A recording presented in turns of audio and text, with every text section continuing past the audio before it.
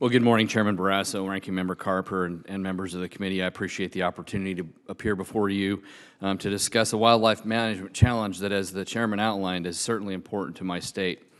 Well, I speak to you today from a Wyoming wildlife manager perspective. This disease is a national problem.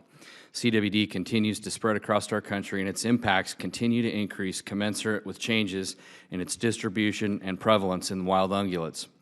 This disease has been documented in 26 U.S. states and 3 Canadian provinces, and I direct your attention over to this map that is a good visual depiction of where the disease has been documented in the United States and Canada.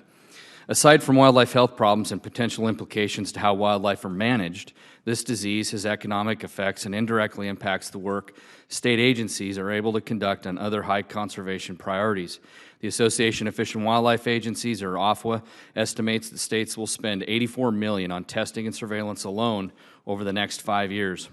Infrastructure at the federal level that facilitates cross-state and interagency coordination, planning, and synchronization is needed, and this discussion draft bill, which would create a United States Fish and Wildlife CWD task force, provides it. This is a national problem that requires the collective thought, wisdom, and experience of members of the government, academia, non-governmental organizations, and elected leaders, and failing to find solutions to CWD could have significant implications to the manner in which wildlife is managed in our country. Your consideration of this discussion draft is important, and I applaud your commitment to consider its provisions. As you've read in my comprehensive written testimony, new research has changed the way wildlife managers evaluate the threat posed by CWD to deer, elk, and moose populations. Prior to research from the past 5 to 10 years, most wildlife managers and members of the public recognized the disease, but took the view that impacts to wild herds were minimal at the population scale. We now know that with high prevalence levels, the disease can limit and even reduce the health and viability of certain wildlife populations, and our citizens expect us to do our level best to find some solutions.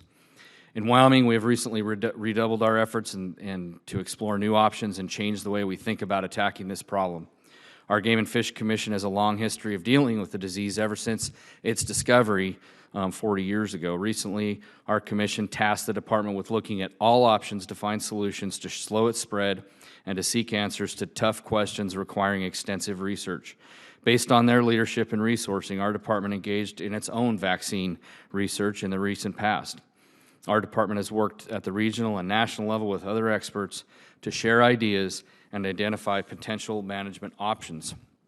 Our department recently convened a statewide citizen working group made up of 31 members of the public charged with studying the disease and making recommendations for future management. Additionally, we established a committee comprised of senior leaders from across 20 Wyoming state agencies to specifically look for solutions to deal with carcass disposal, which is another problem that's created by CWD. Wyoming Legislature's Travel, Recreation, and Wildlife Committee took this issue up for interim study, and like you, has received testimony regarding the disease, resources required to deal with it, and future plans to enhance our efforts. We have found that addressing this problem using diverse teams comprised of members with varied skill sets is the most productive, and my judgment is that this is no different at the national level, and the complexity and breadth of this problem requires formalizing this type of approach as is outlined in this discussion draft before you today. Important outcomes of a national CWD task force could include improved information sharing on the best practices and pooling of resources to fund the most important but very expensive CWD research.